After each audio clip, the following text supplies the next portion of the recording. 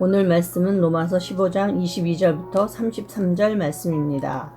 그러므로 또한 내가 너희에게 가려 하던 것이 여러 번 막혔더니 이제는 이 지방에 일할 곳이 없고 또 여러 해 전부터 언제든지 서바나로 갈 때에 너희에게 가기를 바라고 있었으니 이는 지나가는 길에 너희를 보고 먼저 너희와 사귐으로 얼마간 기쁨을 가진 후에 너희가 그리로 보내주기를 바람이라. 그러나 이제는 내가 성도를 섬기는 일로 예루살렘에 가노니 이는 마게도냐와 아가야 사람들이 예루살렘 성도 중 가난한 자들을 위하여 기쁘게 얼마를 연보하였습니다. 저희가 기뻐서 하였거니와 또한 저희는 그들에게 빚진 자니 만일 이방인들이 그들의 영적인 것을 나눠 가졌으면 육적인 것으로 그들을 섬기는 것이 마땅하니라. 그러므로 내가 이 일을 마치고 이 열매를 그들에게 확증한 후에 너희에게 들렀다가 서바나로 가리라. 내가 너희에게 나아갈 때 그리스도의 충만한 복을 가지고 갈 줄을 아노라. 형제들아, 내가 우리 주 예수 그리스도와 성령의 사랑으로 말미암아 너희를 권하노니 너희 기도에 나와 힘을 같이하여 나를 위하여 하나님께 빌어 나로 유대에서 순종하지 아니하는 자들로부터 건짐을 받게 하고 또 예루살렘에 대하여 내가 섬기는 일을 성도들이 받을 만하게 하고 나로 하나님의 뜻을 따라 기쁨으로 너희에게 나아가 너희와 함께 편히 쉬게 하라. 평강의 하나님께서 너희 모든 사람과 함께 계실지어다. 아멘.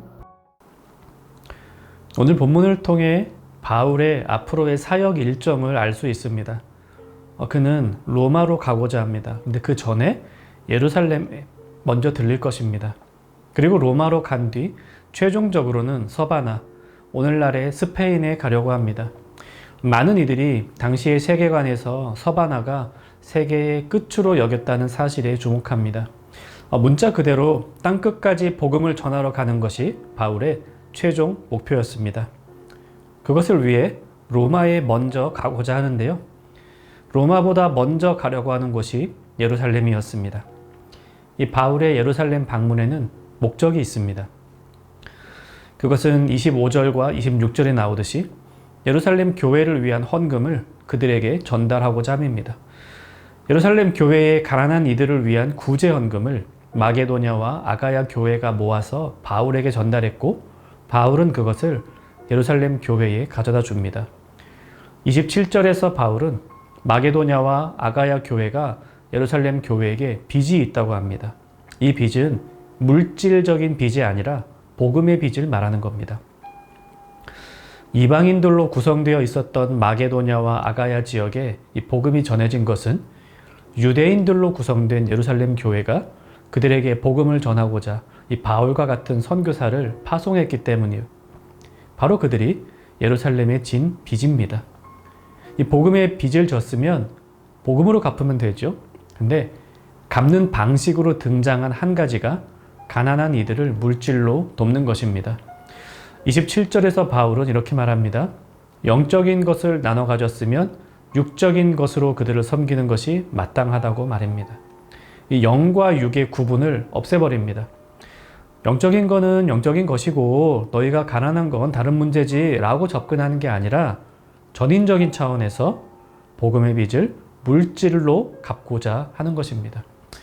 이것은 오늘 우리에게도 마찬가지입니다. 우리는 하나님의 은혜로 구원을 받았습니다.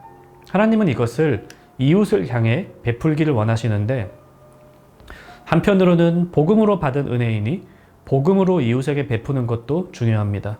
또한 영적인 것을 나눠 가졌으면 육적인 것으로 그들을 섬기는 것이 마땅하니라 하신 오늘 말씀에 순종하며 육적인 것으로 이웃에게 베풀고 그들을 섬기는 것도 필요합니다. 때문에 교회는 영적인 활동으로 복음을 전하며 육적인 활동으로 구제를 합니다. 그들의 영적인 필요만 채우는 것이 아니라 정신적, 물질적 필요 또한 우리가 채워주어야만 합니다. 그러면서 바울은 로마 교회를 향하여 중보 기도를 요청합니다. 바로 앞서 물질적 도움에 대해 말한 바울이 이제는 영적인 도움에 대해서도 말하고 있습니다. 그야말로 영과 물질을 오가며 말하고 있는 것이죠. 이 돈과 기도는 상반되는 개념이 아닌 각각 다른 면에서 우리의 필요를 채워주는 것이라는 사실을 잘 보여주고 있습니다.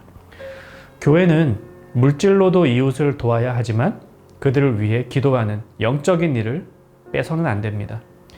교회의 사역은 기도만으로 혹은 돈만으로 하는 것이 될 수 없습니다.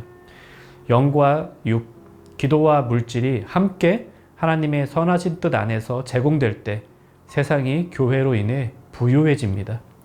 사도 바울도 그렇게 사역했고 하나님께서는 오늘 로마서 말씀을 통해 우리 청년교회에게 바로 이것을 명령하십니다.